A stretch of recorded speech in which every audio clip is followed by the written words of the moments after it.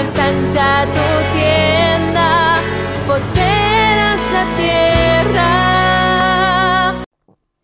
Hermanos amados, es un gozo para mí el poder traerles la palabra de Dios en este día. La palabra de Dios que nos ilumina, trayendo la luz de Cristo a nuestras mentes y a nuestros corazones. Y que nos enfoca en Dios y que nos fortalece. Y esta semana un gran amigo me compartía sobre un salmo y me decía cómo él se identificaba totalmente con la experiencia que estaba atravesando el salmista. Y también me dice, bueno, vos ya te los conocés a todos. Y yo le aclaré y le dije que si bien los tengo leídos y releídos, como muchos de ustedes seguramente, le digo a mi amigo que lo más maravilloso es que frente a alguna angustia o alguna situación personal que uno está atravesando, que he atravesado en mi vida, ese salmo que ya lo tenía leído en otro momento, me vuelve a hablar una vez más, en lo personal. Y así ya lo haya leído yo antes. Eso es una de las cosas tan preciosas de la palabra de Dios que es viva. Y busqué un salmo para compartirlo. Les invito a buscar el Salmo 114. Acompáñenme con la lectura. Dice, las maravillas del Éxodo. Cuando salió Israel de Egipto, la casa de Jacob del pueblo extranjero, Judá vino a ser su santuario e Israel su señorío. El mar lo vio y huyó. El Jordán se volvió atrás. Los montes saltaron como carneros, los collados como corderitos. ¿Qué tuviste, oh mar, que huiste? Y tú, oh Jordán, que te volviste atrás. Oh montes, ¿por qué saltasteis como carneros y vosotros collados como corderitos? A la presencia de Jehová tiembla la tierra, a la presencia del Dios de Jacob, el cual cambió la peña en estanque de aguas y la fuente de aguas la roca. Los invito a orar en este día. Padre Celestial, tú eres el Dios que te haces presente. Te pedimos que por medio de tu Espíritu Santo estés aquí presente en este lugar, como así también en tu omnipresencia, Señor, estés con mis amados hermanos. Y te rogamos que estés ministrando en cada hogar, en cada corazón, los hermanos que están conectados, donde la palabra está llegando en esta hora. Y, señoras, que podamos entender más de tu magnificencia, oh Padre, más de tu gloria, más de tu hermosura, oh Señor, a través de tu palabra, más de tu santidad. Y de la maravilla y del hecho, Señor, que tú te acercas a nosotros, Señor. Y lo pedimos esto en el nombre precioso de Cristo Jesús. Amén. En la mayoría de las Biblias aparece este salmo con el título Las maravillas del Éxodo. O sea, el Éxodo haciendo referencia a la epopeya de cuando Dios saca al pueblo de Israel de Egipto. Y no es un mal título, pero sabemos que los títulos se han agregado y que en cierta forma nos dan una idea del pasaje central. Pero me parece que en realidad está hablando de algo mucho más profundo. Está hablando de algo en lo cual las maravillas del Éxodo, del pueblo de Israel, son un ejemplo. Está hablando de lo que sucede cuando Jehová, el Dios eterno, excelso, el Dios omnipotente, el Dios que es creador de todo, este Dios se acerca a su creación. Y lo que sucede cuando Jehová se acerca a nosotros. Y el Éxodo es uno de los ejemplos, uno de los varios ejemplos que podemos encontrar en las Escrituras. Y es un ejemplo de lo que sucede también en nuestra propia vida. Cuando encontramos que es Dios que se acerca a nosotros, que Él se acerca a nosotros. Y personalmente me tomé por ahí la libertad de retitularlo, le puse otro título a este salmo y le puse ¿qué pasa cuando Dios se acerca? ¿O qué pasa cuando Dios se hace presente? Nosotros sabemos que nadie lo ha visto a Dios jamás. Sin embargo, el Hijo de Dios, Jesucristo, lo ha dado a conocer. Y sabemos también que a Dios no lo podemos conocer por nuestros propios medios, pero Él sí, Él se hace conocer. En Romanos nos dice que Dios, las cosas invisibles de Él, su eterno poder, su deidad, las maravillas, su gloria, se hacen evidentes o claramente visibles en toda la creación. Y es así. Es cuestión de ver los árboles, o ver las flores, o aún observar con un microscopio lo sofisticado de los microorganismos, o mirar un cielo lleno de estrellas en una noche. En toda la creación, como dice el Salmo, los cielos cuentan la gloria de Dios. Y cuando observamos toda esa creación maravillosa, no dejamos de asombrarnos. Sabemos que hay un Dios, que Él está muy cerca de nosotros. Pero el tremendo problema del ser humano, como dice la palabra de Dios, es que con injusticia, el hombre en sus pecados y en su rebeldía hacia Dios, detiene esa tremenda verdad espiritual. Y hasta que Dios obra en nosotros, continuamos resistiendo esa verdad. Gracias a Dios, Dios se ha hecho presente por medio de su unigénito Hijo Jesucristo. Y se nos acerca por medio de su Espíritu Santo, de la presencia gloriosa. Y acá está este salmo. Vemos otra forma en que Dios se acerca a nosotros. Lo vemos por su impacto en la naturaleza. Y estudiando y leyendo algunos comentarios que generalmente ayudan en la comprensión de los textos bíblicos, algunos comentarios decían que acá lo que encontramos es solamente un lenguaje poético, algo así como una forma figurada de hablar de verdades espirituales. Y yo pensaba y decía, no sé si es tan así, no sé si es tan solamente una expresión poética. ¿Es tan solo una expresión, una metáfora de la influencia de Dios este salmo? Y dice: cuando salió Israel de Egipto, de la casa del extranjero, Judá vino a ser su santuario. Y el 3 dice, el mar lo vio y huyó. Eso no es una figura, el mar lo vio realmente y huyó.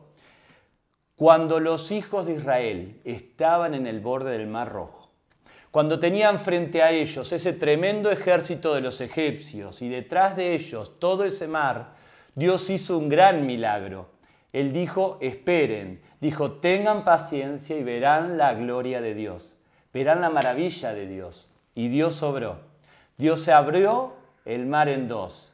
Y esto no fue una cosa simplemente poética, fue algo completamente real. Él abrió las aguas del mar. Después dice, los montes saltaron como carneros. Y es una expresión poética nada más. Es una expresión realmente hermosa. ¿Pero solamente una expresión poética? No, es mucho más que eso. ¿Recuerdan, mis hermanos, cuando los hijos de Israel llegaron a los pies del monte Sinai?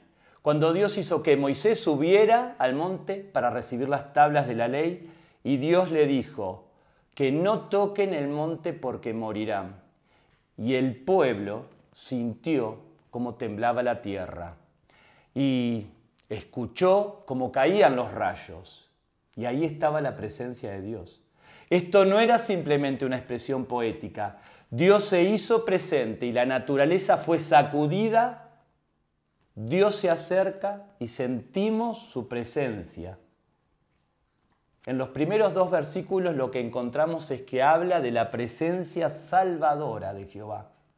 Recordamos cómo Jehová, después de más de 400 años de que el pueblo habitó y después fueron esclavos en la tierra de Egipto, Dios le dijo, ahora es el momento de que mi pueblo sea liberado, de que mi pueblo sea salvado.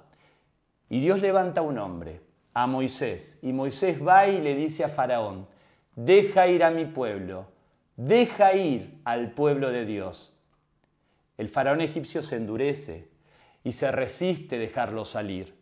Y Dios demuestra una vez y otra vez su gran poder. Y no de forma poética, sino realmente destruyendo los dioses de Egipto. Fueron 10 plagas aterradoras, una tras la otra. Y la última, la peor de todas, donde mueren los primogénitos de toda la tierra de Egipto. Y esto no es una figura, murieron realmente los primogénitos. Todos aquellos que no habían entendido el Evangelio, que no habían entendido de que había que hacer el sacrificio de un cordero y pintar con la sangre de ese cordero la puerta de su casa, demostrando así que estaban bajo la sangre de Cristo. para que el ángel de la muerte pasara y no los tocara. Y esto no es una figura. Dios se hizo presente con su poder, con su salvación, y Dios los sacó, Dios los salvó. Mi pregunta es, amigo, ¿Dios te ha salvado? ¿Eres salvo por la sangre del Cordero? ¿Descansas plenamente en Cristo y en su Evangelio? Dice, cuando salió Israel de Egipto, la casa de Jacob, del pueblo del extranjero. ¿Pero qué está diciendo con esto? Porque hace énfasis en el hecho de que es un pueblo extranjero, de que ellos habitaban en tierra de extranjeros. ¿Se acuerdan que Moisés dijo a Faraón, deja salir al desierto para que adoremos a nuestro Dios? ¿Y esto no era un tipo de truco o engaño de Moisés para que él pudiera sacar cierta distancia y así empezar a escaparse con el pueblo de Israel? No fue así. Su propósito era realmente de alejarse de la tierra de Egipto. Esta tierra pagana, esta tierra idolátrica que adoraban a tantos dioses falsos, para estar en un lugar, para poder desarrollar ahí la adoración al Dios verdadero, al Dios de Israel, porque estando ellos en Egipto no podían ministrar ni desarrollar una correcta alabanza al Señor. Era necesario que salieran de ese mundo, que salieran de ese pueblo extranjero. Y te pregunto hoy, mi hermano, ¿has cortado con tus ídolos de Egipto? ¿Los has seguido adorando y sirviendo? ¿Aún no querés salir de Egipto? ¿Aún amas a Egipto en tu corazón? Mi hermano, todo eso te frena a servir a Dios, el amor a Egipto. Dice el pasaje, cuando salió Israel de Egipto, la casa de Jacob, del pueblo extranjero, y dice, Judá vino a ser su santuario, e Israel su señorío. Judá vino a ser su santuario. ¿Qué es un santuario? El santuario tiene varios propósitos relacionados. Es un lugar donde ponemos lo que es santo, lo que tiene sumo valor, lo que tiene suma belleza, lo que tiene suma pureza. En mi casa tengo algunos cuadros de pintura. Nosotros hemos comprado marcos para que los cuadros estén dentro de esos marcos. Y el propósito es de que esos marcos hagan resaltar esa imagen, esa pintura. El valor de lo que vemos en la pared no es el marco en sí. El marco sirve a un propósito. Sirve para resaltar la belleza del lienzo, de la pintura, del cuadro. Y de esa misma forma, también el santuario. Es como poner lo más valioso ahí, como haciendo resaltar la belleza del Señor, su valor, su santidad, su gloria. También el santuario representa la presencia de Jehová entre su pueblo. Sabemos que cuando Dios los saca de Egipto, Dios les da claras instrucciones al pueblo. Ellos debían levantar una carpa y en esa carpa con determinadas características, que se llamaba tabernáculo, Dios por medio de su presencia iba a estar ahí de una forma muy especial. Y es muy importante en el desarrollo de la historia de la Biblia, Dios que se había alejado de nosotros, del hombre, cuando nosotros caímos, cuando nuestros padres pecaron en el huerto de Edén, y la presencia de Dios se aleja de ellos, y saca a Adán y a Eva del santuario original. Ahora Dios está volviendo a estar con su pueblo, y les dice, quiero que hagan una carpa, porque en esa carpa voy a estar yo. Es una representación visible de mi presencia entre el pueblo. Levantan la carpa sagrada y todas las tribus de Israel estaban a su alrededor. Dios con su pueblo presente, Dios con su gente. Entonces representaba la presencia de Dios entre su pueblo, el santuario.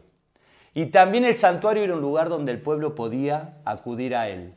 Podían acercarse, podían venir a estar en su presencia, podían encontrar en ese lugar el perdón de sus pecados por medio del sistema de sacrificio, sabiendo y entendiendo de que el pecado que ellos cometían debía ser castigado. Y en vez de ellos recibir ese castigo, lo recibía un animal, que era sacrificado como un sustituto por sus pecados.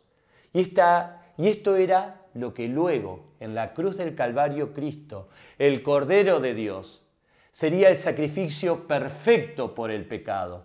Ellos podían encontrar en el santuario reconciliación con Dios y de esa forma mantener esa relación íntima entre Dios y su pueblo.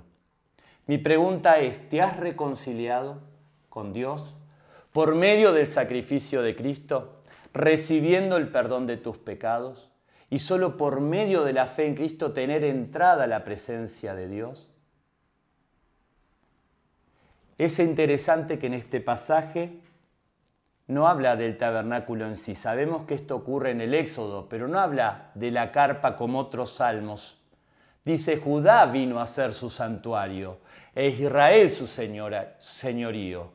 Judá vino a ser su santuario. En los salmos hay varios salmos que hablan de la presencia de Jehová en su santuario. Si vamos al Salmo 68, dice, reinos de la tierra, cantad a Dios, cantad al Señor, al que cabalga sobre los cielos de los cielos, que son desde la antigüedad. He aquí dará su voz, poderosa voz. Atribuid poder a Dios, sobre Israel es su magnificencia y su poder en los cielos. Temible eres, oh Dios, desde tu santuario. El Dios de Israel, Él da fuerza y vigor a su pueblo. La presencia de Dios entre su pueblo representa esa relación y es lo que da fuerza y vigor a su pueblo. Hermano querido, si estás débil, si estás sin fuerza hoy, sin vigor espiritual, si estás atravesando tiempos de prueba difíciles, vayamos a su presencia, vayamos a su santuario, a buscar ese vigor y esa fortaleza que Él da. Si vamos al Salmo 96, nos dice la palabra, cantad a Jehová, cantad cántico nuevo, cantad a Jehová toda la tierra. Cantad a Jehová, bendecid su nombre, anunciad de día en día su salvación. Proclamad entre las naciones su gloria, en todos los pueblos su maravilla. Porque grande Jehová y digno de suprema alabanza, temible sobre todos los dioses, porque todos los dioses de los pueblos son ídolos. Pero Jehová hizo los cielos. Y acá vemos la razón por la cual los hijos de Israel se tienen que ir de Egipto. Porque hay un solo Dios y porque ese Dios es temible y todos los demás dioses son falsos. Son meras imágenes hechas por los hombres. Y hermano, nuevamente te pregunto, ¿a quién adoras? ¿A las cosas hechas por los hombres, cosas muertas? ¿O adoras al único creador que merece a toda la adoración? Y dice el pasaje del 96, del Salmo 96, alabanza y magnificencia delante de Él, poder y gloria en su santuario. El santuario es el lugar donde lo encontramos a Dios. Su santuario es lo que hace resaltar, así como lo hace el marco de un cuadro.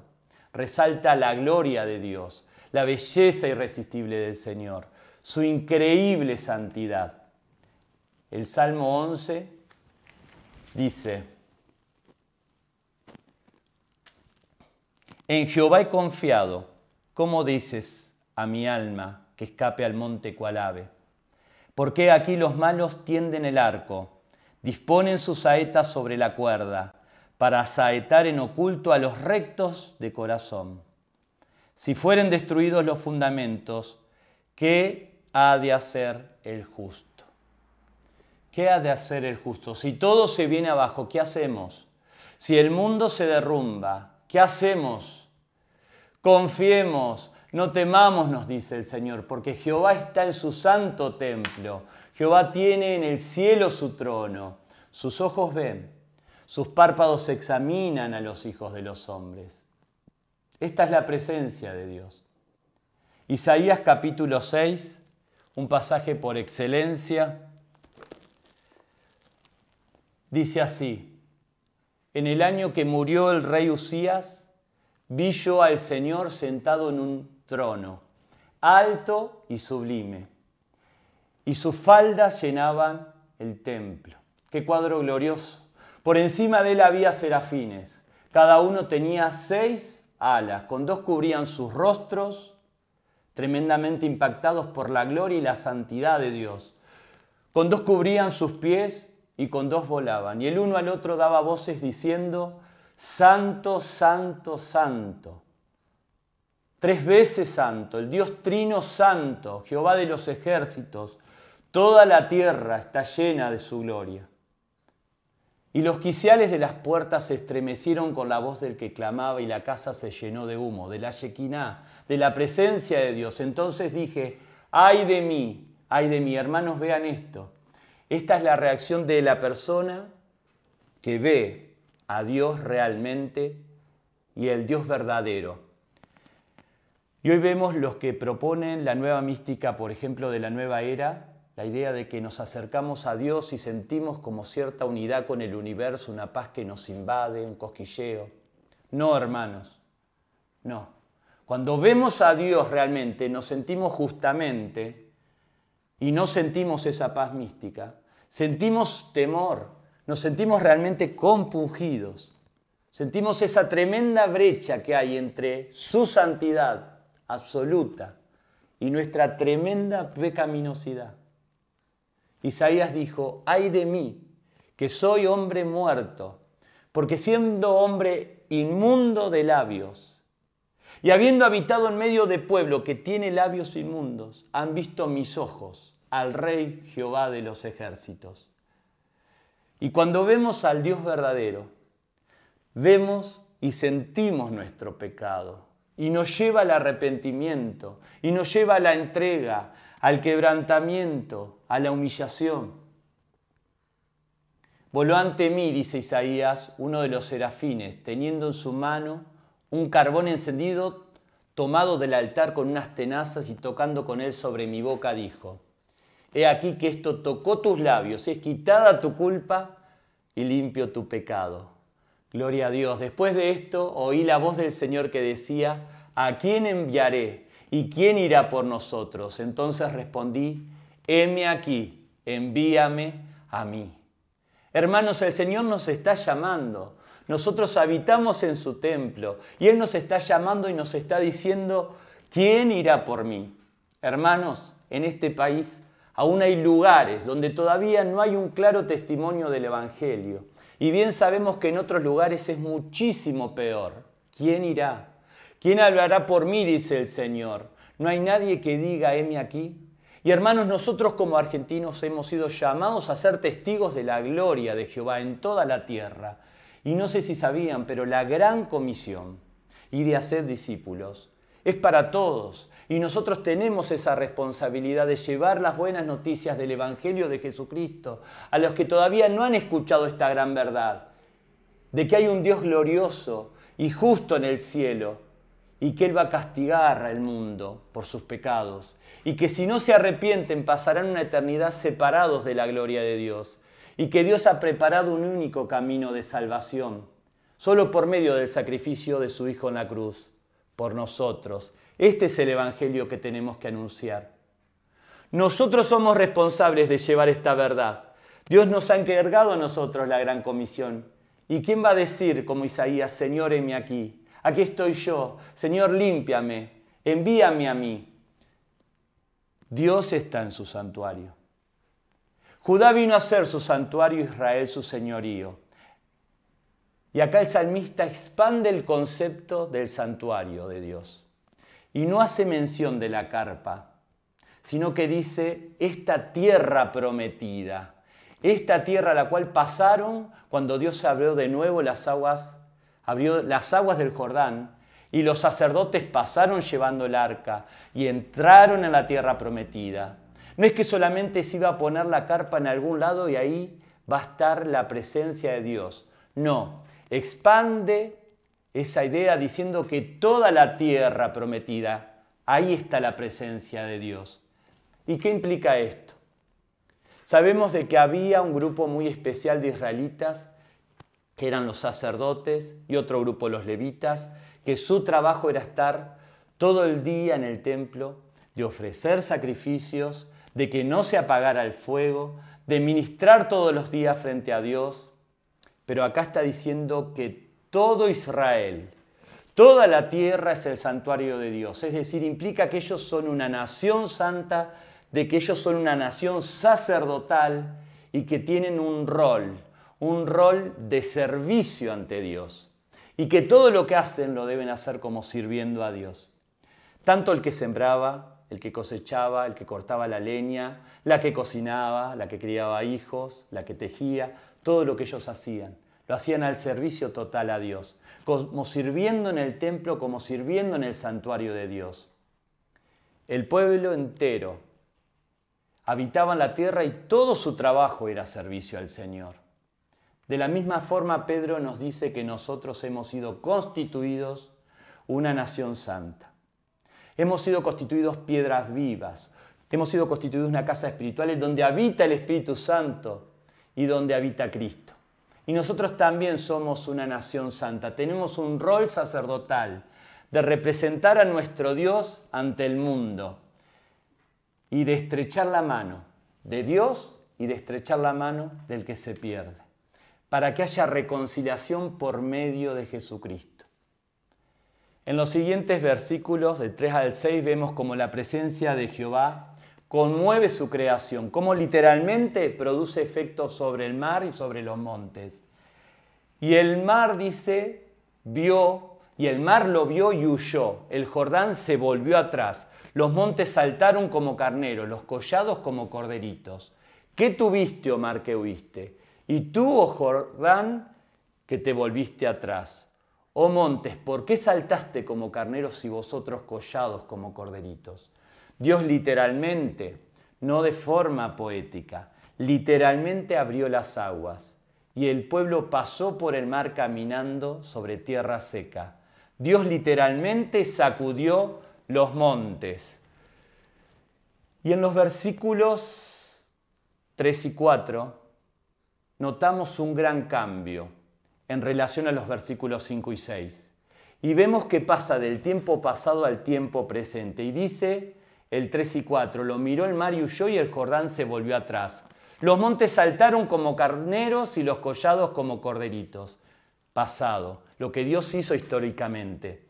Pero ya en el versículo 5 y 6 dice, ¿qué te pasa, oh mar, que huyes? Y a ti, Jordán, que te vuelves atrás, oh montes, ¿por qué saltáis como carneros y vosotros collados como corderitos? De esa forma el salmista pasa del pasado de la historia al presente. Y a lo que quiero llegar con esto es que no solo está hablando o haciendo referencia de los grandes hechos de Jehová en la historia que sucedieron en el pasado, sino que lo trae al presente de los que están leyendo el Salmo. Y les está diciendo, este mismo Dios sigue actuando hoy. Este mismo Dios todavía abre aguas. Este mismo Dios todavía conmueve las montañas. Lo mete en el presente de sus lectores. Y sabe, hermano, también lo mete en nuestro presente. Porque nosotros cuando lo leemos también lo leemos en el tiempo presente. Y es el mismo Dios. Y pasa lo que le decía a mi amigo al principio del mensaje, que Dios le habló a ellos, me habla a mí, le habla a mi amigo, le habla a la iglesia. Y es que es el Dios de ayer, de hoy y de la eternidad. El Dios que salvó a su pueblo en el pasado y el mismo Dios que todavía salva a su pueblo. ¿Qué pasa cuando Dios se acerca? ¿Qué pasa cuando Dios se acerca? Y sucede el milagro más grande. Y no es solo un mar que se abre. No es solo un monte que se mueve. El milagro más grande es un Dios que redime a un pueblo para sí. Un Dios que redime a un pueblo para sí. Ese es el milagro más grande y lo vemos en el versículo 7 y 8. Es justamente esta idea del carácter salvador de Jehová y cómo Jehová salva a su pueblo cuando se acerca a Dios. Dice, a la presencia de Jehová tiembla la tierra, a la presencia del Dios de Jacob, el cual cambió la peña en estanque de aguas y en fuente de aguas la roca. El salmista quiere expandir nuestro concepto de lo que es el santuario de Dios. y nos muestra la infinitud de nuestro Dios, diciendo que no es solamente una carpa en el desierto, no es solamente el templo en Jerusalén, es toda la tierra prometida. Y en este versículo dice, a la presencia de Jehová tiembla la tierra, la presencia del Dios de Jacob. Nosotros que vivimos en la punta de Sudamérica, en la Patagonia, vivimos en el santuario de Dios. Y somos llamados a ser sus siervos.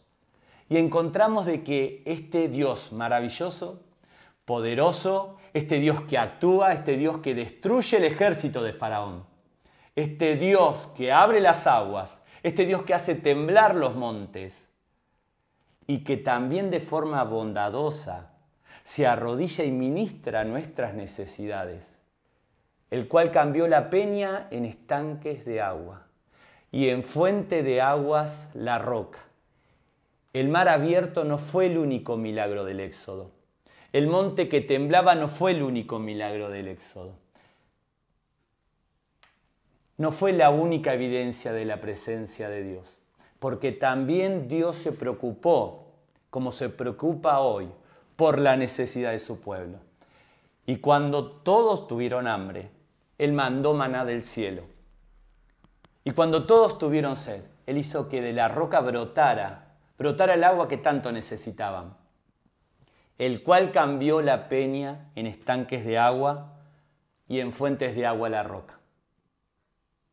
Pablo escribe en 1 Corintios 10, dice, porque no quiero, hermanos, que ignoréis que vuestros padres, todos estuvieron bajo la nube, todos pasaron el mar, todos en Moisés fueron bautizados en la nube y en el mar, y todos comieron el mismo alimento espiritual. Todos bebieron la misma bebida espiritual porque bebían de la roca espiritual. Y la roca era Cristo. La roca era Cristo. Jehová se hizo presente. Cristo, la roca se acercó a ellos en el medio del desierto. Y Cristo les dio agua de beber en el desierto. Y hermano, esa es la conclusión. En Jesús, Dios se hace presente en nuestras vidas.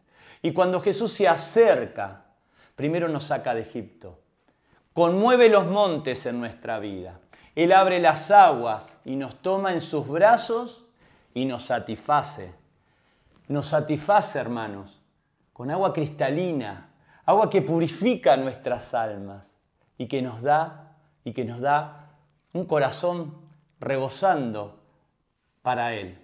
Oremos en este día y agradecemos al Señor por su palabra. Padre Celestial, gracias porque tú eres un Dios grande, un Dios santo, Dios. Gracias por permitir que vivamos en tu santuario.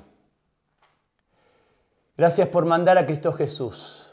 Gracias por su sacrificio a nuestro favor en la cruz. Gracias por el agua de vida que nos da día tras día, Señor. Y rogamos, Señor, si hay personas que aún no te conocen, oh Dios, que no han tenido un encuentro contigo, que todavía no han conocido a Cristo Jesús, que ellos hoy encuentren en ti la salvación. Gracias te damos, Señor, por tu palabra, que habla a nuestras mentes y corazones y porque cuando te acercas, tú salvas a tu pueblo. En el nombre poderoso de Cristo Jesús. Amén.